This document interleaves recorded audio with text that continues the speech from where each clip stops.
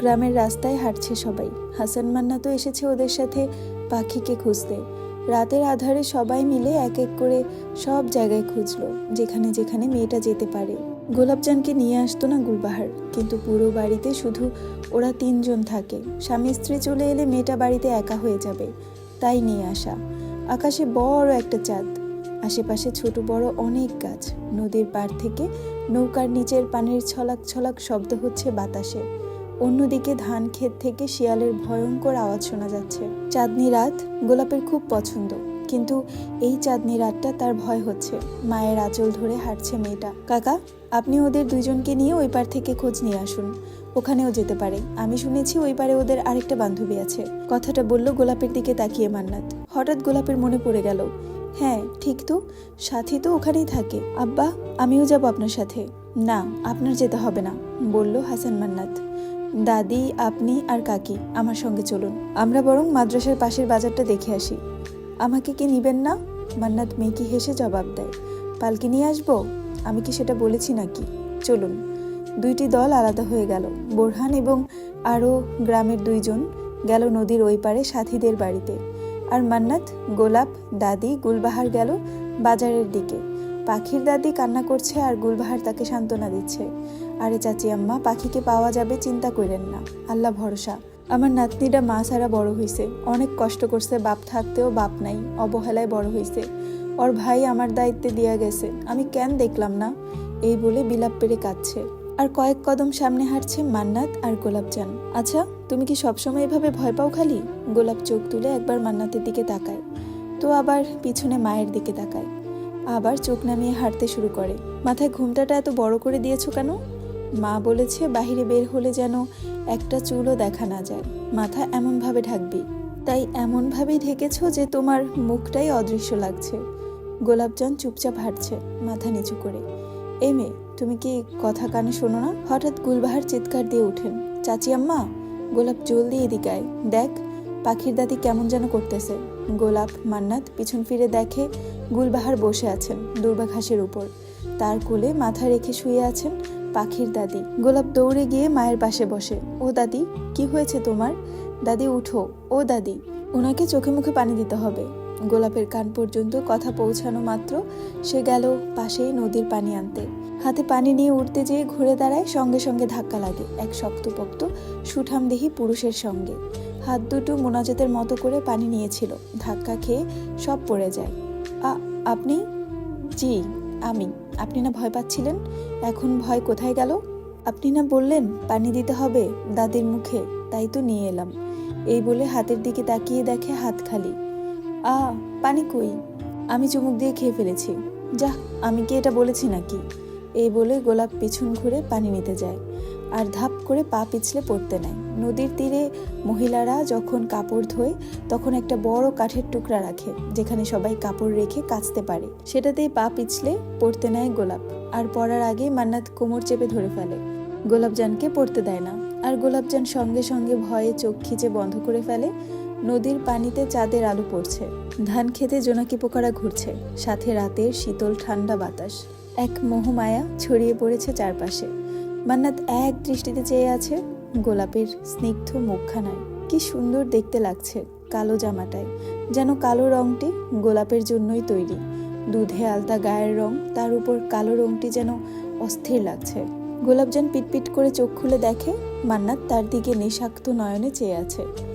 পাখির দাদি মরে যাবে তো? কি? আপনি ছাড়ুন, পানি নিতে হবে তো। ও, এই বলে গোলাপজান উঠে দাঁড়ায়, লজ্জায় মুখ তুলতে পারছে না। তাও কোনো মতে আবার হাতে পানি নিয়ে যায় মায়ের কাছে। পাখির দাদির চোখে মুখে পানি দেওয়া হয়। সে উঠে আবার কান্না শুরু করে। সবাই মিলে বাজারের সামনে দাঁড়িয়ে আছে একটি দোকানের কাছে, যেখান থেকে কিছু বিকট শব্দ হচ্ছে। মনে হচ্ছে কেউ কারোর সঙ্গে জোর করছে, যেমন হাত ধরে টানাটানি। দাঁড়ান, এখানে কিছু আছে। এই বলে মান্নাত দোকানের দিকে তাকায়, দেখে বড় একটি তালা ঝুলছে, কিন্তু এটার চাবি তো মান্নাতের কাছে নেই। আর তাছাড়া মান্নাত শুনেছে গঞ্জে বাবার অনেকগুলো দোকান আছে, কিন্তু এই দোকানটা কার? দোকানের তালা ভাঙা কি ঠিক হবে? আরো অনেক কিছু ভাবছিল মান্নাত। হঠাৎ তালা ভাঙার আওয়াজ পায় মান্নাত। পিছন ফিরে তাকায় দেখার জন্য কে তালা ভাঙছে, আর তখনই চোখ যায় গোলাপজানের হাতে থাকা ইটটায়। দোকানের তালা ভাঙার চেষ্টা করছে। দাঁড়াও, আমি করছি, দাও এটা আমার হাতে দাও। তালায় 5-6টা বাড়ি মারার পর তালাটি খুলে যায়। দোকানটি অন্ধকার ছিল। মান্নাত গুলবাহারের থেকে হারিকেন নিয়ে দেখে একটি মেয়ে পড়ে আছে, সাথে মান্নাতের মামাতো ভাই রায়ান। বাহিরে গ্রামের বেশ কয়েকজন ছিল, অনেকেই আজে বাজে কথা বলছে। দেখছস, আমরা সেরিরে খুঁজি আর এইখানে সেরি রঙ্গ করতাছে বেড়া লয়া। সি সি সি সি, ওর দাদি কতই না কানলো এই সিরির লাইগা। বাড়িতে অসহায় বাপটা আছে, বললে কি কষ্টটাই না পাইব। আপনারা থামুন। রায়ান, তুমি এখানে? আর পাখি এখানে কি করে? বলল মান্নাত। মান্নাত ভাই, আমরা একজন আরেকজনকে ভালোবাসি, তাই পালাতে চেয়েছিলাম, কিন্তু সকাল হওয়ার আগেই আপনারা চলে এলেন। কিন্তু আমরা যে ধস্তাধস্তি শুনলাম, মনে হলো কেউ কাউকে মারছে। গোলাপজান দৌড়ে গিয়ে পাখিকে ধরে, পাখিও গোলাপজানকে জড়িয়ে ধরে কান্না করে। কি রে সই, তুই কাউকে ভালোবাসিস এমন তো কখনো বলিস নাই। পাখি চুপচাপ দাঁড়িয়ে আছে, তার মুখে কোনো শব্দ নেই। আচ্ছা, এবার বাড়ি চলুন সবাই। কি কন সাহেব, এই মাইয়া লইয়া আমগো গ্রামে রাখমু? অসম্ভব। এই সেরির দেখা দিই আমগো সেরিরাও নষ্ট হইব পরে। ওর ভাই প্রান্ত হোক, একটা দরবার বহামু এবার। কিসের দরবার? বিচার বিচার। তখন বোরহানউদ্দিন বলে উঠেন, যা বলার সকালে বলবেন সবাই, এখন যে যার বাড়িতে যাও। তারপর বোরহান মান্নাতের কানে কানে কিছু একটা বলেন। ঠিক আছে, সবাই শুনুন, কাল সকাল 8টায় আমার বাড়ি আসবেন সবাই, মনে থাকে যেন। সবাই যে যার মতো মন্তব্য করতে করতে চলে যায়। এইদিকে পাখির দাদি যায় যায় অবস্থা। চাচি আম্মা, আজকে আপনি আর পাখি আমাদের বাড়িতে থাকুন, কাল সকালে উঠে সবাই একসঙ্গে যাব মঞ্জিল বাড়ি। বৃদ্ধ দাদি আর কিছুই বলল না, মাথা নাড়িয়ে সাই দিল। সকাল 7:50। সবাই মঞ্জিল বাড়ির গেটে দাঁড়িয়ে আছেন, আর মঞ্জিল বাড়ির মানুষজন এখনো ঘুমাচ্ছে। মান্নাত এসে বৈঠকখানায় বসে আর দোলাকে পাঠায় সবাইকে ডাকতে। দোলা হলো মঞ্জিল বাড়ির নতুন কাজের লোক। এই বাড়ির পুরনো কাজের লোকদের বিদায় করে দিয়েছে মেহেরবান। এক এক করে সবাই বৈঠকখানায় হাজির হয়েছে। বাড়ির সবাই উপস্থিত আছেন।